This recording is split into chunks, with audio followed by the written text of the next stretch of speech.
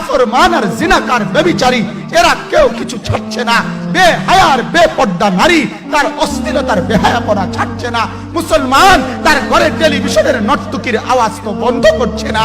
হায়, corona কিভাবে যাবে, আযাব কিভাবে যাবে বলেন বলেন বলেন আপনি।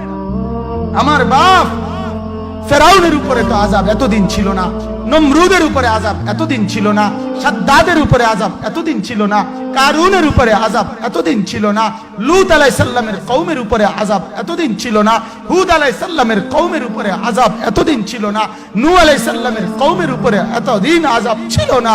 আজ আমরা মালিককে এই পরিমাণ নারাজ করছি, মালিক এত বেশি নারাজ। আজ 1 বছর হয়ে গেছে, 1 বছরের চাইতে বেশি হয়ে গেছে, কই করোনার মহামারীর আযাব তো যাচ্ছে না। গেছে গা বলে, আমাদের লক্ষ লক্ষ বাচ্চার পড়ালেখা বন্ধ, এরা নষ্ট হওয়ার চূড়ান্ত পর্যায়ে পৌঁছে গেছে। মোবাইল এদেরকে শেষ করে দিছে।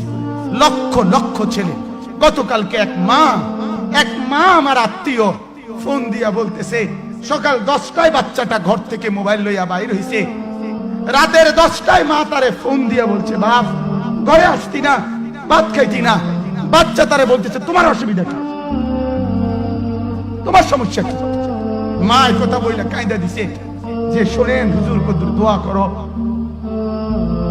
এক বাচ্চা, এক ছেলে, সে যদি তার মাকে কথা বলতে পারে, তার মানে গুনাহ তারে এত মজা দিয়া দিছে, ফেসবুক তারে এত মজা দিয়া দিছে, ইউটিউব তারে এত মজা দিয়া দিছে, নর্তকী তারে এত মজা দিয়া দিছে, গুনার দৃশ্য তারে এত মজা দিয়া দিছে, সে মাকে ধমক দিচ্ছে। রাত 10টা বাজলে কি হইছে, রাতের 3টা